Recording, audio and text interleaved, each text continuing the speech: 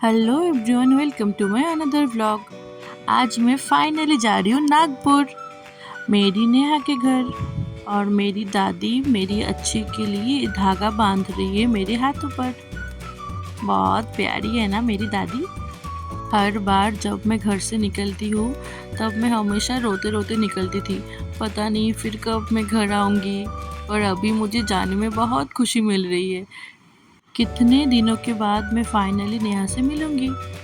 और मेरे पापा मुझे बस में बिठाने के लिए आए थे मेरे साथ। 2-3 दिन से मैं टिकट के लिए ट्राई कर रही थी तत्काल पर मिल ही नहीं रही थी। फाइनली टिकट मिली कल, और वो भी स्लीपर में। वाह, क्या नसीब है मेरा। मैं अकेली जा रही हूँ, वो भी स्लीपर में। पर मुझे जाना ही जाना था, इसलिए जो मिला उसमें ही मैं जाने वाली हूँ। अभी एक हफ्ता से बारिश हो रही थी, पर जब से मेरी टिकट स्लीपर में हुई है तब से इतना अच्छा धूप निकल गया है। कितनी ज़्यादा गर्मी होगी स्लीपर में। अगर बारिश होती तो मज़ा आ जाता। ठंडी ठंडी मौसम में मैं आराम से चली जाती।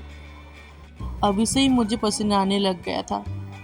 नागपुर जाने की प्लान मेरी बहुत दिन पहले ही हो गई थी, पर फिर भी मुझे ट्रेन की टिकट ऐसे नॉर्मल में नहीं मिली थी। सब जगह बहुत सारे वेटिंग लिस्ट। जब भी हम कहीं जाने की टिकट देखते हैं ना, तब ऐसे नॉर्मल में टिकट नहीं मिलती।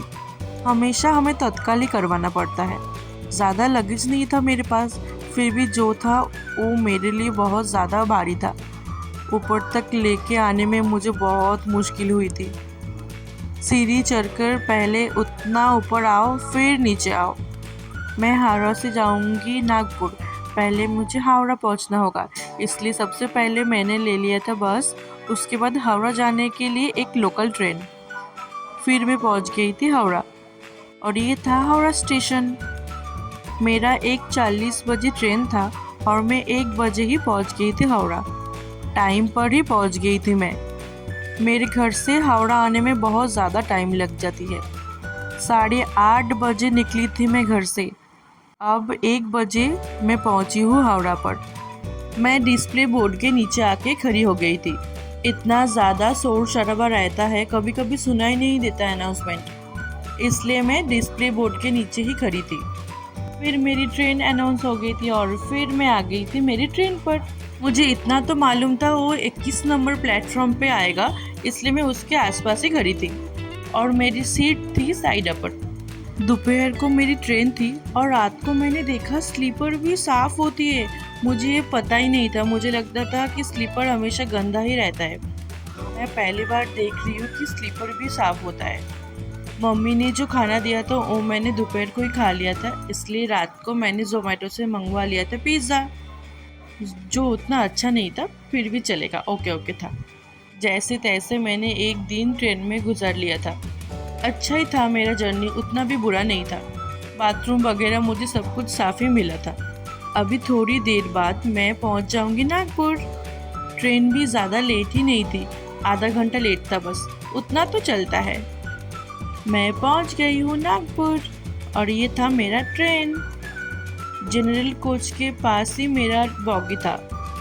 फिर भी मुझे कोई दिक्कत नहीं हुई पहुंचने में, मैं बहुत अच्छे से आ गई थी।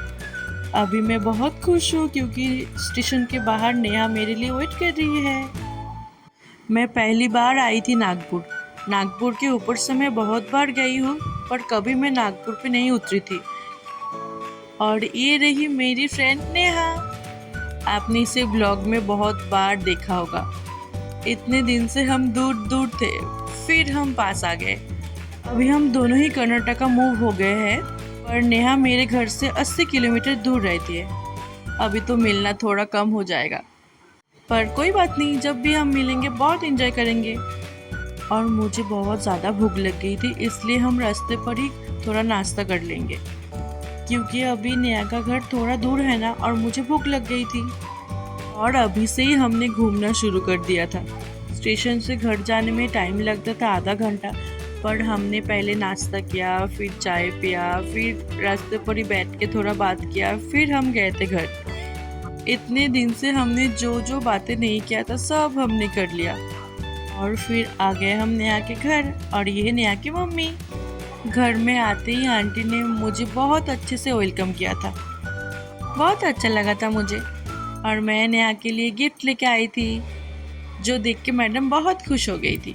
कब से सोच रही थी मैं नागपुर आऊँगी और फाइनली मैं आ गई हूँ नागपुर। अभी तो बहुत कुछ है शेयर करने के लिए, वो सभी मैं नेक्स्ट पार्ट पे शेयर करूँगी।